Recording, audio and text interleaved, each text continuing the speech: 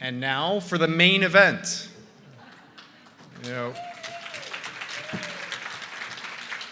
I have to give a lot of credit to the people who really began this conference 33 years ago. There are numerous people who started this partnered activity, and you know, one of the most powerful components of this conference year in, year out is the panel, and I'm very grateful to our panelists. I'm very confident that that'll be the case this year as well.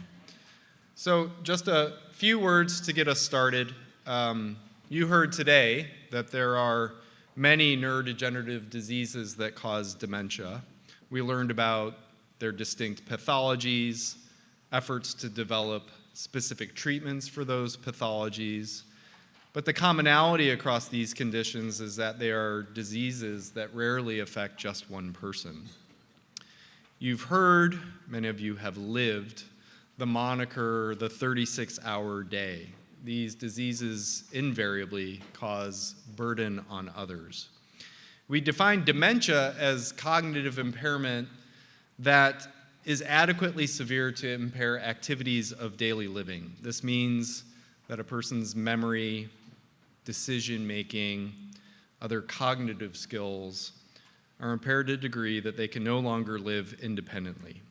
This may begin in complex tasks like volunteering or working, planning a party, but it'll ultimately degrade even the most basic activities of daily life. Herein, caregivers step in to help a person living with dementia do just that, to live their lives.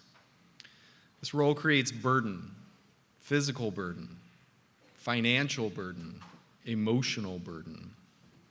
It can change relationships. Children become care providers for their parents. Spouses assume new roles and responsibilities for their loved ones.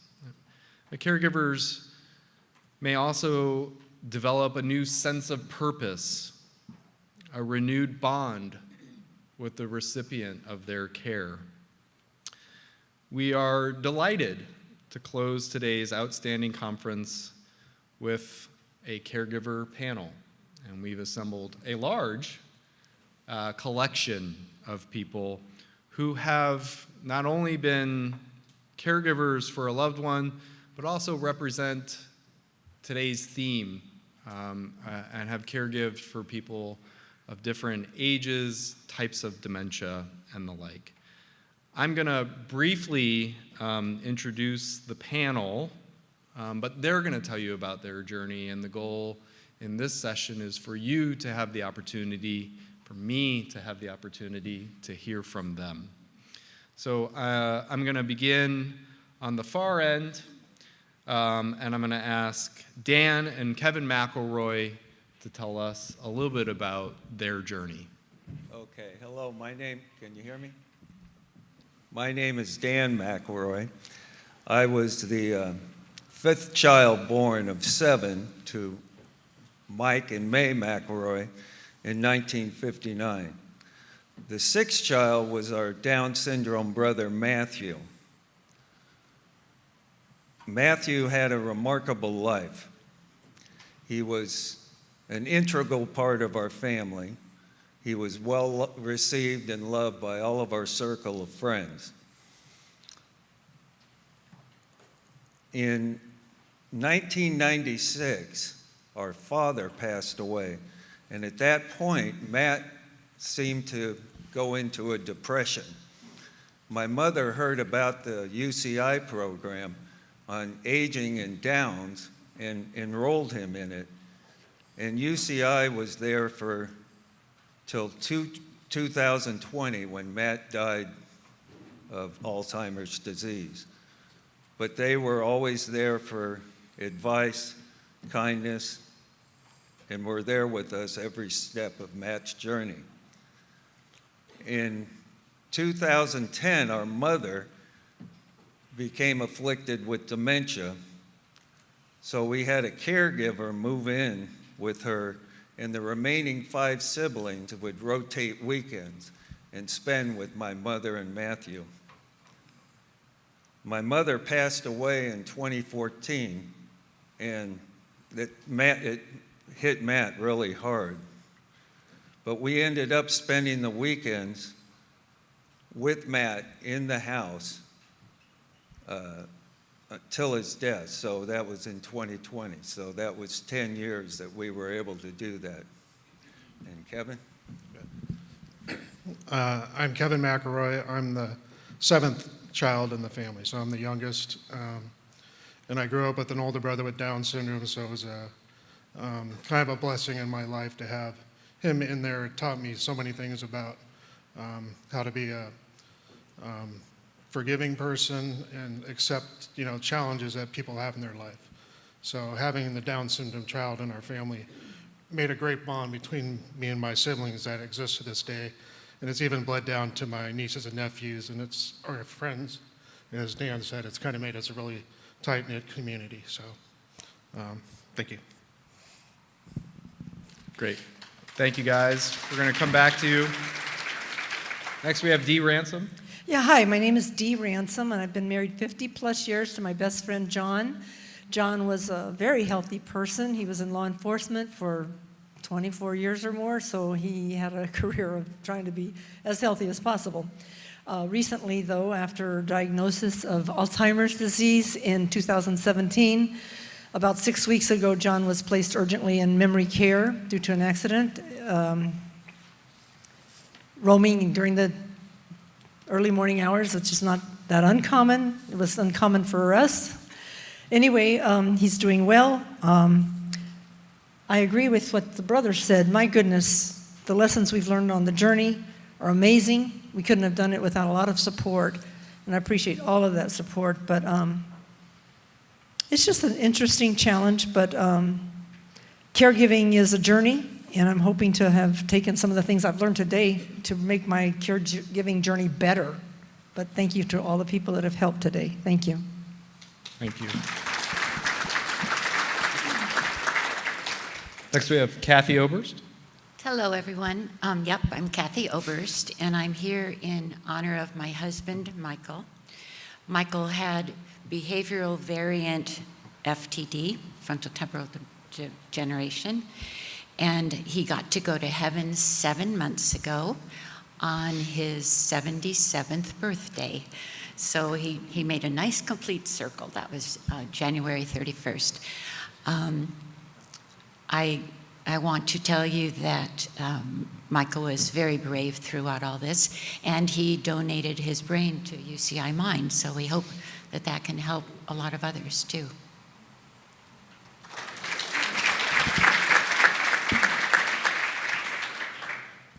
Next, we have Karen Loeb. Hi, I'm Karen Loeb. My husband and I ran and operated a very large manufacturing company for 23 years. And at the age of 58, he was diagnosed with Alzheimer's. So we sold our company and just started traveling and living the life we could live. I had to move my husband into memory care about a year ago because I could no longer care for him, as it's a 36-hour, 48-hour day, and it was impossible to be his wife and to be his caregiver. So now I can be his wife and somebody else can be his caregiver. Mm-hmm.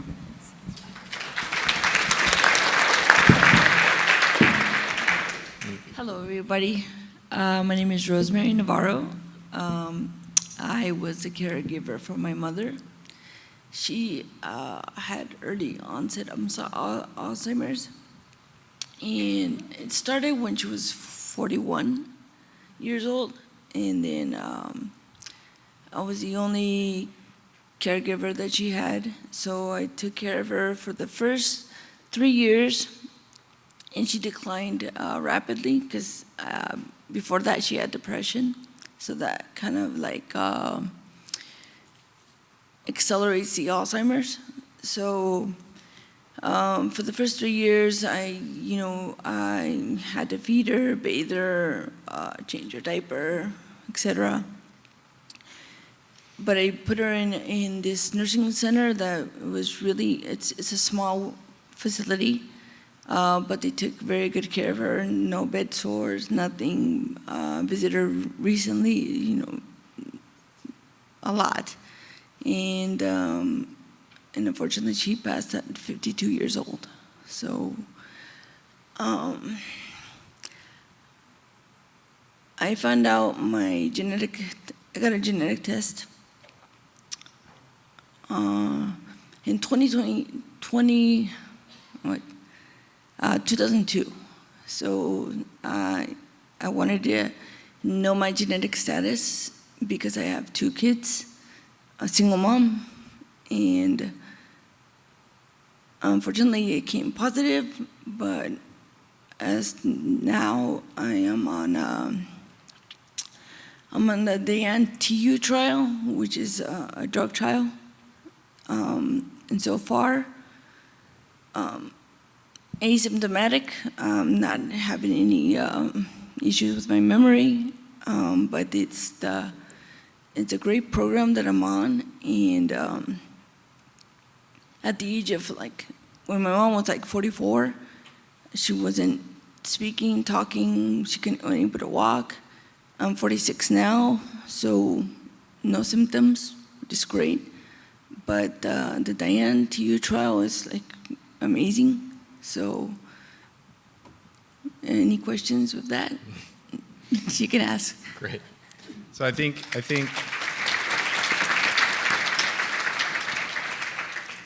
hopefully you see that we've gathered people who've all experienced the disease, but experience it in different ways. Dee, maybe I'll start with you. Can you tell us about how your journey began, and whether there were any key things that helped you through that journey? Sure. Our journey about knowing that John had dementia or Alzheimer's began. Well, let's start with the diagnosis, because after you have the diagnosis, sometimes you can look back and say, aha. But anyway, so John was actually going to a psychologist to discuss some issues that he had, I guess from his upbringing and his family and everything. And that person could not follow John's conversation, and John could not follow that person's conversation. And so she gave him a suggestion by saying, there's help for this. And he came home and told me, and I'm a resourceful person, so I went to our neurologist. And from the neurologist, on the neurologist wall in the nurse's station there was a poster, and the poster presented me with some options of classes. I think those classes were from Alzheimer's Orange County, if I'm not mistaken. And at that time, John could attend those with me and understood that he was having memory issues, something that revealed to us at home that he was having trouble. He had a difficult relationship with the remote control and the telephone. And so, things like that started being evident, but we got classes help from, oh my goodness, Alzheimer's Association, which is national, and then just started looking out Caregivers Orange County resources. That helped us. We just made sure that we understood what was going on. That was the beginning of the journey. And it had a standard pretty much thing. It's not linear at all. It's kind of goes in little spirals. But that was the beginning of our journey, and that was 2017. And we'll get to the other part later. Thanks.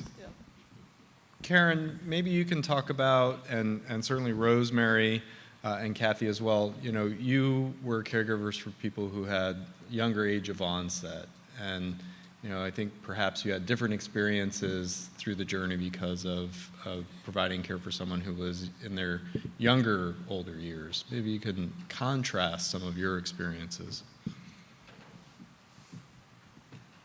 It's on. Oh, okay. Very similar to Dee's. I mean, we started with not using the remote control, not figuring out how to get dressed or what to wear for the day. But the most significant one was, he's running a large company and not being able to speak to his employees or get up and do a board meeting.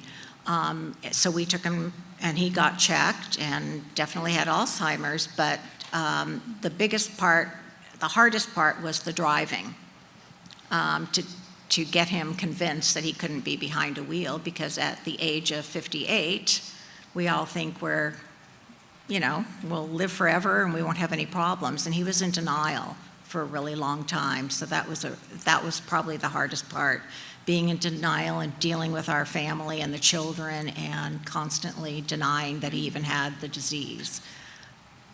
I mean, that's about the most difficult thing.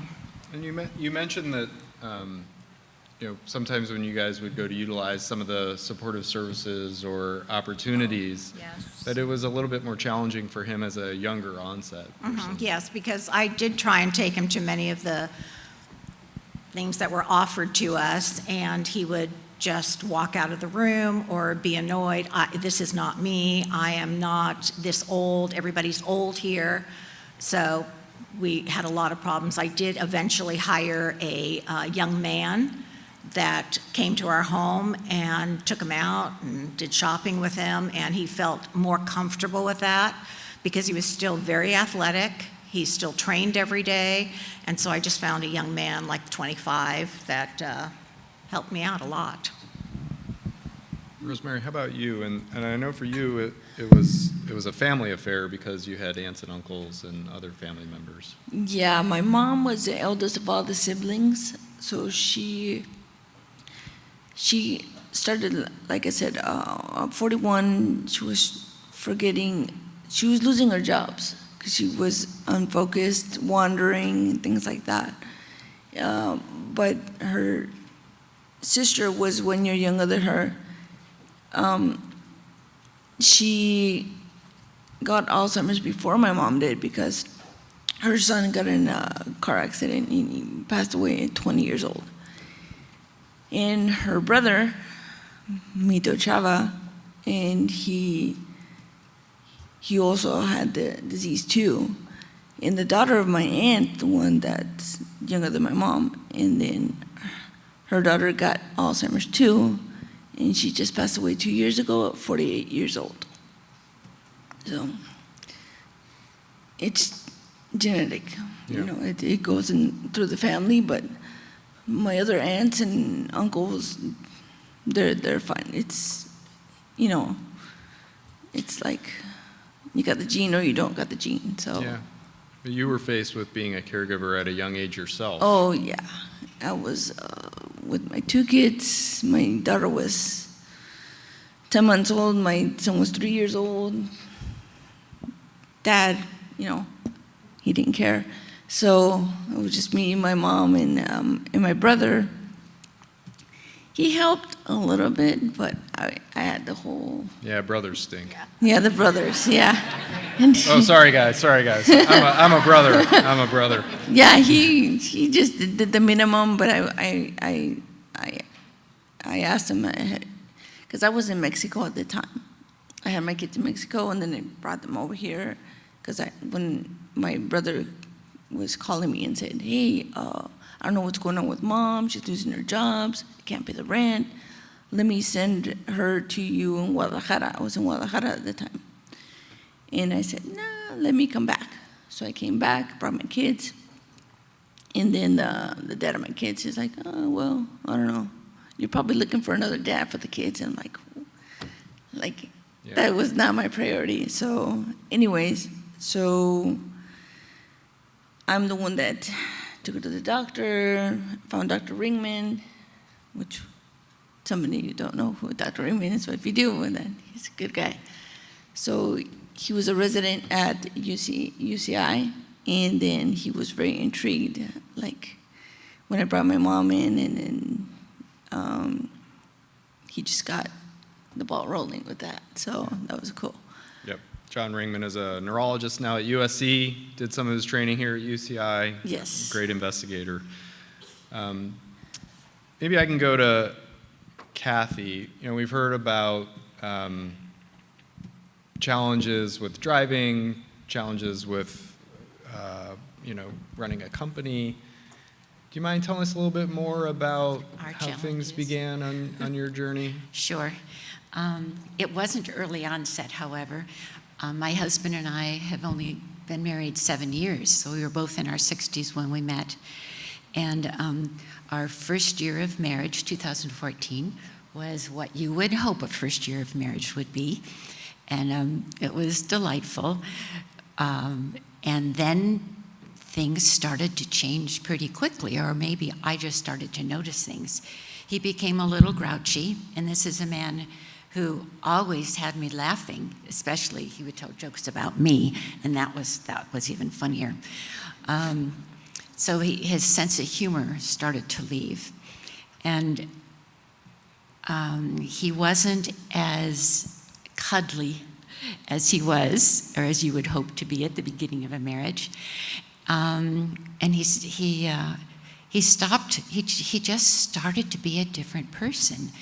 And I really, really was scared. And I talked to Michael, and this might sound silly, but I said, I want you to get your testosterone checked because there's something not right. Maybe it's male change of life or something, you know. But that was fine, so we couldn't blame it on that. And then he became noticeably more apathetic. I remember once I fell or did something, and I'm like, oh. And normally he would run right there, and honey, and how are you, and how can I help you? But it was almost like I was alone, or he wasn't aware of it. This was at a time period, of course, we'd only been married then like a year and a half, when we were purchasing a home together. We had each sold our own, and so we were buying a new home. And I noticed he was having trouble with numbers when we were talking about what could we afford. And this is a man who has an MBA and spent his life dealing with numbers. So that was kind of a little flag, but still my mind didn't go to anything serious. When we started really arguing about little things, just little disputes that was so unlike us, we went to a counselor, a marriage counselor. And I've heard this is not uncommon with other FTD couples. And it was that counselor who noticed something in Michael that I did not. And she suggested that we do some testing. And that was the beginning. When they told us the results of the test, that was the first time I heard the word, a form of dementia. And just like now, I just fell apart. What? And then we went to his neurologist. We did a lot of hopping around before it was actually, he went to a psychoneurologist, is that the right word? Had 2 days worth of testing. And that's when it was decided that Michael had BV-FTD.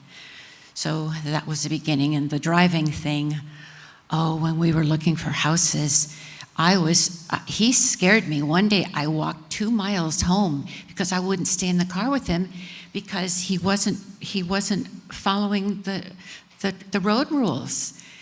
And yet still, I guess I was in denial this is anything serious.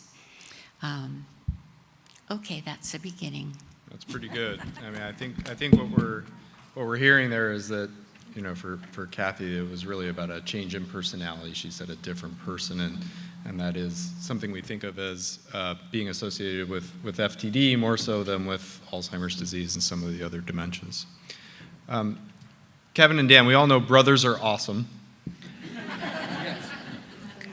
Glad we cleared that up. You guys have this unique experience of having a brother who was at increased risk for Alzheimer's disease and having a mom who got Alzheimer's disease. I'm sure our audience would like to hear more about the dynamic of that, and I think what it was like for your brother through the course of that. You guys told me that your brother was very close to your mom. Yes, well, one thing is that Matt, when my mom was in decline, Matt was still, he wasn't in the throes of Alzheimer's, but he was diminished, certainly. But my mother would always, like say for Matt was an accomplished bowler, bowled probably 100, 200 games. And Matthew, during that period, the last 10 years of his life, shed all of his activities. He was a golfer, bowler, blah, blah, blah. But my mother, Matt could get to her, and he would get her to she still made him a breakfast 5 years after he quit bowling. She called it his 200 breakfast on Saturday mornings before he'd go bowling. But he would have 2 eggs, potatoes, sausage, and donut, toast. And then Friday night was pizza night. She would get him pizza, and which was fine. Sunday morning was, sweet roll because he went to church. But the thing was, is you'd say, Mom, Matt hasn't bowled in 4 years. Why is he getting we're trying to maintain his weight here. We were concerned. But if you tried to get in between her and Matt, she would get upset, I'm in charge of Matt. And so the caregivers, even then, we'd give them instructions. Don't buy this, don't buy that. And she would overrule it. And of course, that was hard for us because we couldn't be there full time. We were only there on the weekends. So, but that was one of the things that Matt knew how to work the angles with her. So that's one of the things. And then Kevin? What I'd say is with, my mom was diagnosed in 2010 with Alzheimer's, or big early stages of Alzheimer's. But she never really got that bad. And I think it was always because she had Matt to worry about. So she always had a focus of Matt that kept her in line more, I think. So I don't think her disease didn't progress as bad because of having Matt and the responsibility of that. So she was laser focused when it came to Matt. Yeah. Okay. She was laser focused. Yes, pretty much. I'm going to give everybody in the panel a chance or two on a couple of questions, and then we're going to open it up to the audience. And these folks are generous and courageous, and they're willing to take your questions. So give that some thought. I might start with you, Karen, because I think you have an answer lined up. But we heard about some really incredible dementia care navigation programs today. Did anything stand out to you? Is there anything you wish you had through your journey that we heard about from those programs today? And I'll just remind that we heard about a couple of models, a care navigator program where very bright young people who have access to geriatricians, nurses, and social workers are on call 24/7, and then another program where it's the nurse practitioners themselves who are on call 24/7. And I think, a way we all hope dementia care will move in the future. But was there anything that stood out to you in those programs? Not really, but I think having younger people around the older people kind of helps. It's almost like a therapy dog. We do have some younger people in the audience, so we should. But it's not, my husband loves children and young people, so having them around really helped, and pets. That's Good. really about it. That's good. Yeah. Anyway, go ahead. Go ahead. Yeah, I wish that I had those resources. Yeah. I think a lot of times people don't feel like they have someone 24/7, and to have someone available on call would certainly be helpful, even if it's just to get your questions answered. There's that hotline that I called several times. Yep. So I don't know if Karen was speaking in the microphone there, but she acknowledged that The Alzheimer's Association and AOC both have 24-hour hotlines. These things are used and valuable, and have knowledgeable people on the other end. Go ahead, Dee. Oh, I was just going to say, don't laugh about pet therapy. I did have I contacted before COVID for a pet therapy to visit because we don't have pets, and so they would come by weekly, and John loved that. But navigating, I wrote that down during the conference because I'm a pretty resourceful person, and we live in Orange County, which is full of resources. We're really fortunate here. Gosh, it does take a village. We hear that about a lot of things, but it's true. But anything like we wrote down the care ecosystem, for example, when you can help the caregiver become a better advocate for the person with dementia, that is awesome. And the 24/7 type of thing, the model, would be so helpful because things don't happen during the day necessarily. You know, and I've called urgently to both numbers, the Orange County and the Alzheimer's Association, in times of need. And I would just say that I do feel like I'm a better advocate for my husband because of those services, and any model that can help with that. Because most of us here, we love our person, you know, and we want to be equipped. We want to be equipped, and I feel better equipped because of all the people. I had resources at Right at Home, which helped me find a caregiver, by the way, which was great. And also, my husband did attend a day center, which was wonderful, right there in Huntington Beach, Alzheimer's Family Center. That helped him. It helped me. Also, Orange County even has a caregiver resources, and that really helped me. So whether it was on Zoom later or in person, I think anything you can do to help the caregiver be a better advocate for the person with dementia, we're in business. Any other? I have one more. By all means. Just the biggest help to me was finding a support group. And the support group my group is amazing because it's a group of women. We're all going through the same thing together, and it's just really helpful to sit and complain to each other and know you're not alone, because we aren't alone in this journey, and it's very helpful if you can find a really good support group. And I'm reading things on the chat about the value of empathy, and some accolades for some of our physicians for their abilities in helping families navigate these journeys as well. Kathy, go ahead. Yes, I'd like to say that I was just thrilled when I heard about the UCLA and UCSF programs. I'm still just excited about it because it was scary finding out my husband was ill. I did not have any resources at the beginning. The neurologist read the other doctor report to me and said, "I'm sorry." And I started to cry. Michael hadn't done the research I had. I knew what things it could have been. He walked out of the room, and Michael said to me, "Well, at least it's not cancer." And I just shook my head and said, no.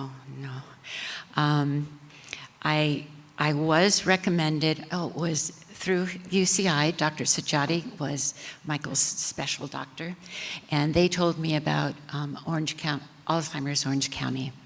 And I, within 2 weeks, got into a support group, and they directed me to all these resources you're learning about here.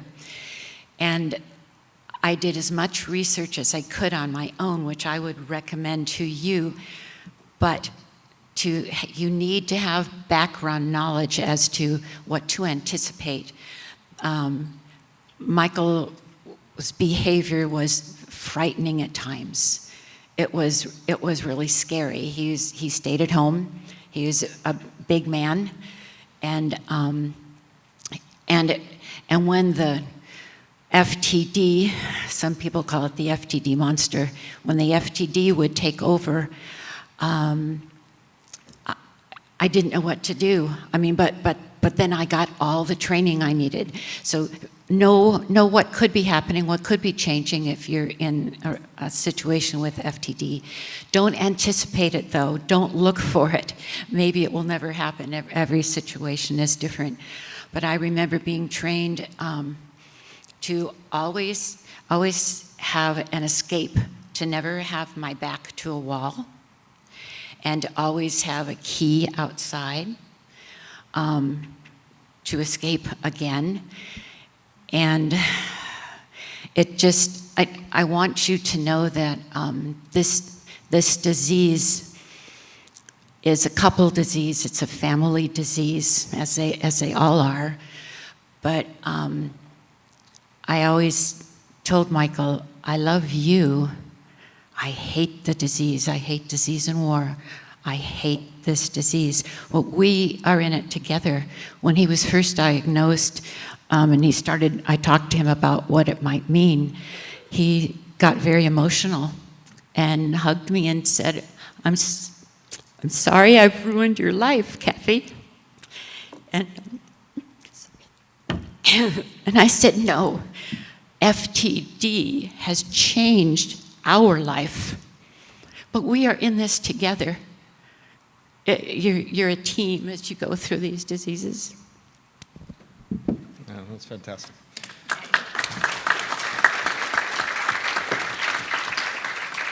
I'm gonna open it up for questions from the audience if there are any. You come. Yes, please. It's coming to you.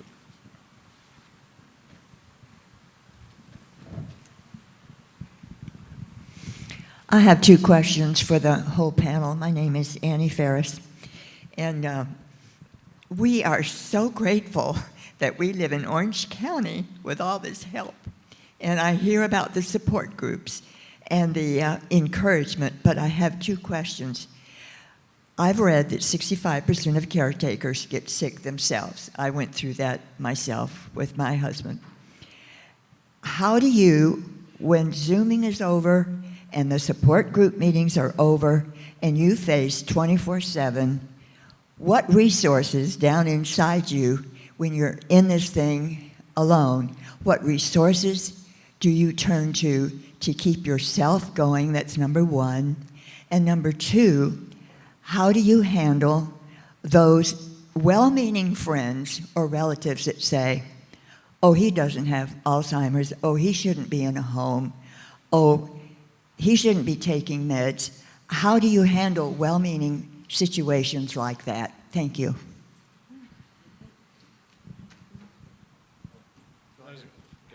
Well, I was just going to say with us, it was more, the support group was our family. We had 5 siblings taking care of Matt, that every time one of us is there on a weekend, we had a text string going back and forth, how's everything going, what's happening. We also had, like in our family, we all had different careers also. So my oldest brother's a fireman, my sister worked in finance, my next brother was a lawyer, Dan construction, and I was kind of IT. So we all pitched in and did whatever we could to help take care of Matt. So that was the main thing, is that we had a good support network, and then, and then also to laugh about it. We had, with the text string, we would, tell what was happening, and then, and share in our, grief or whatever, that type of thing.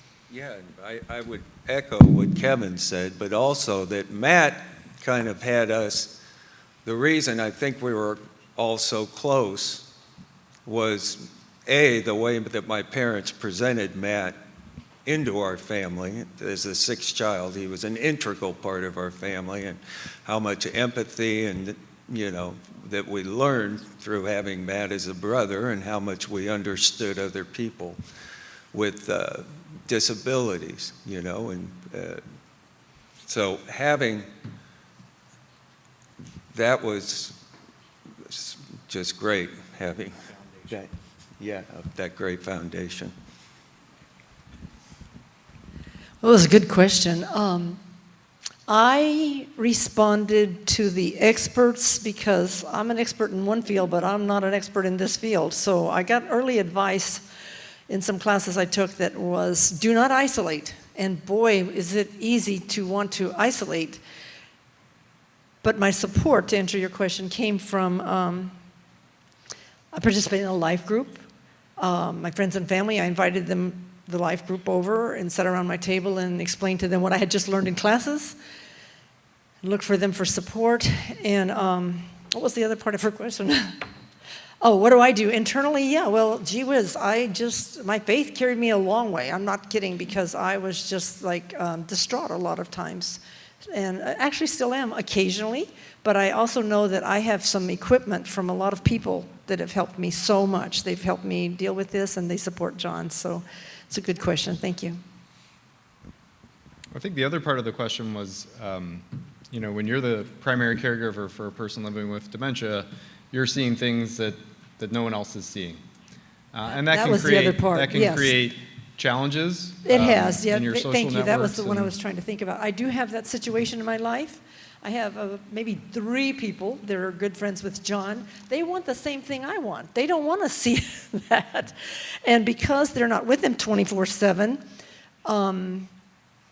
it has caused some problems when they'll say that, and that it's, just medicine, or he's just this or that. For a moment or two, that can hurt my feelings, and then I realize simply that they're just human, and they just don't want to see their friend with that. And I can understand that, and I give them grace. Anybody else? I think we are very fortunate to live in a place that's resource rich for people living with dementia. We have great partners that put on this conference. We have great organizations throughout the county that come and participate, and then there are others. I think we're lucky to live in a time when there are more resources available online. The partner organizations have a lot of education, information of value on their websites. The National Institute on Aging has a lot of information of value on its website. And, I think that the pandemic brought resources to places that they weren't as available previously, and hopefully we're going to see the good of that continue, though we're thrilled to be back to doing things in person as well. Other questions from the audience?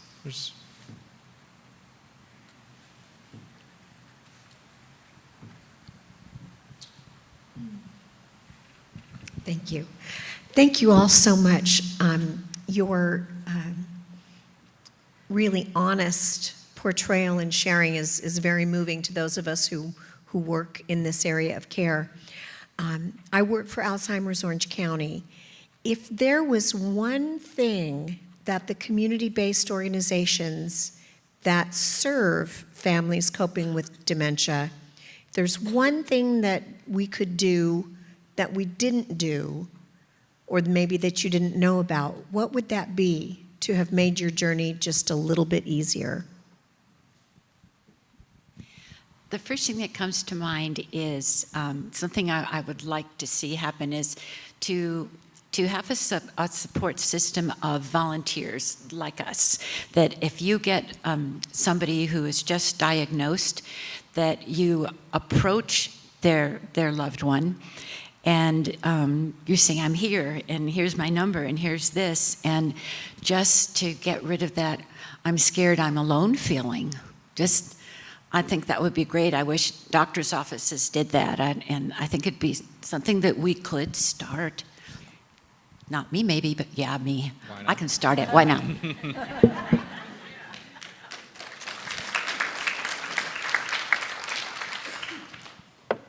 Kathy will be taking names at the conclusion. Anybody else have anything they want to? Well, I honestly, this is a good question, but I honestly, personally, can't think of one thing that that organization or the other ones that I reached out for could have done more. They not only waited for my answers, or my questions, excuse me, but they actually reached out periodically and still do, which I just appreciate so much, whether it's an email, call.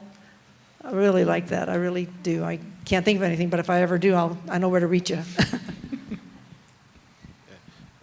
One thing we didn't mention was the group at UC Irvine with Eric Dorn gave us a lot of support over the last 15 years of Matt's life. That the last 2 or 3 years of his life, he wasn't able to travel down to UCI for studies. Eric would come out and make trips 2 or 3 times a year. Anytime we had questions, he was there to answer for us anytime we needed help. So we always appreciated that. And again, with having the 5 siblings really helped. And then we also had healthcare partners would come in anytime we needed them, which would be frequently. Our brother started having seizures in 2018.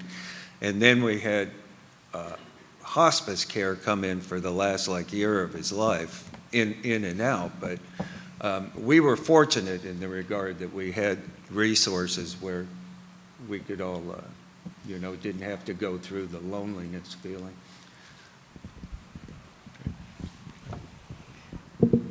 Thank you for the panel and your gracious sharing of your experience. It certainly is very insightful and benefit to us all.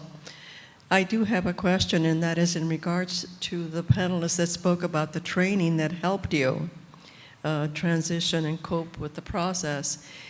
Could you elaborate on the training and who the provider of that training was? You. Dee, was that you? Are you speaking about me? Yes, I'm sorry, I didn't get your name. Oh, by training. Did I say the word training? Self-trained. Ah, okay. Through support groups and through reading. So I don't remember saying, oh, yes, I do. I remember when I said to you, don't always have an escape plan. Don't, if somebody's starting to get aggressive, make sure you are not, you cannot be backed up to a wall. That was with Donna Velarde in my FTD Lewy Body support group. And there's so many support groups, both throughout the nation and internationally. And I'd be happy to share some of those names and numbers with anybody who's interested, because they're like us. They're living it or have lived these different diseases. And while the mic is in my hand, I want to make a little correction.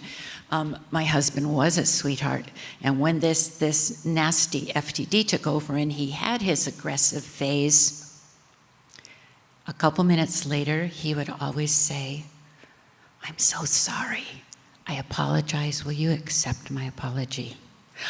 And that was really awesome, because, I said to the doctors, well, 1 minute he wants to punch me, and a couple minutes later, he's expressing his love towards me.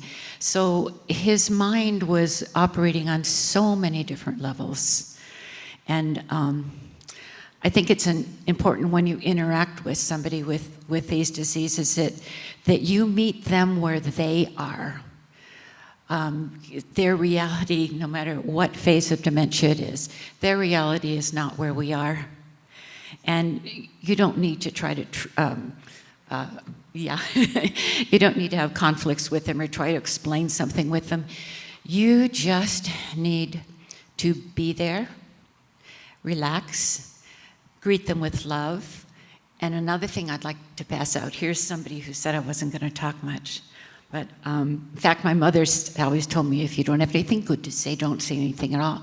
I have nothing good to say about FTD. Nothing. And we so need this research that I've heard about today. Yeah. And where was I going to go with that? The importance of touch. Even when Michael was in the hospital on life support, I didn't stop rubbing his feet and massaging his hair, and we used to tap each other's foreheads, and that comforted him a lot. He had like a little Parkinson's, the shakiness that can come with FTD, and when I would lie next to him and just squeeze his hand, he would stop just for a moment. But if I'd cuddle up and spoon with him, you could feel the relaxation.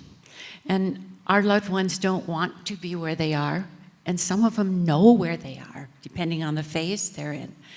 So just keep loving them. They keep loving us. It's the disease that's given us trouble. Thanks. That's great. We're about at time. A few minutes ago, Kathy said to the audience, the thing I want you to know. I want to give everybody on the panel a last chance. If there's something you want the audience to know, now's the time.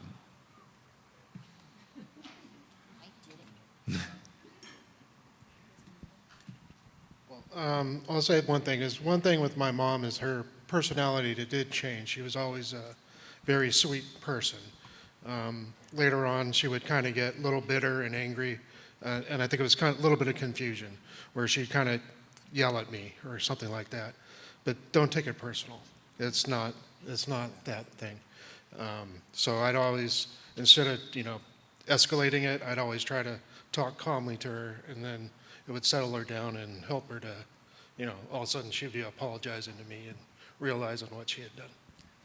Yeah, the one thing I always tried to understand with Matthew, what I would do with him was I would always play music. He loved Blondie, he loved the Rolling Stones, but you'd play it and he would light up. He'd start singing, he'd clap his hands, smiling, laughing. But towards the end of his life, you're playing the same songs. And he would be doing all of that, and then like that, he would start sobbing, crying. And the only thing I wanted to do was try to understand what is he feeling? What's his emotions? And that's just one thing that kind of left me hanging. I wish I had a better understanding of that emotion. I guess my closing thought would be mirroring yours is, the first, I'd say 50 or 60 times John didn't know who I was, that really hurt, and I had to fight back tears because I didn't understand, because one minute he did and then he didn't, and we've been married 50 years, and guess what I learned? It's not about me. It is not about me. I join you in being in their reality, and that has helped me so much, because there is no way he's going to be in our reality right now. Yesterday I had a wonderful conversation with him about nothing that is real. But we had a calm, loving relationship. So, yeah, it's not about us. It's about them. And be good to yourselves. Everybody said caregivers need to take care of themselves. And my thought was, like, when? When? I wish I had reached out more to other friends and family members, so I would advise you to do that. What else did I want to say? I probably said enough. Do be good. Oh, I know. If you're a caregiver and you're here, I know you're doing the best you can, because you're here. You're here to learn more. So keep it up. Oh, yes, you said it all. Take care of yourselves. Yeah, you too. Yeah. Take care of yourselves. Love yourselves. Love yourselves. All right. I think a big, healthy round of applause for our generous panel.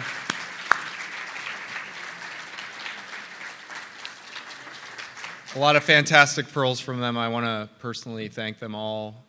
This concludes our 33rd Southern California Alzheimer's Disease Research Conference. We're so grateful to the people who are online and those of you who are able to join us in person. It's good to be back. We hope it was of value to you.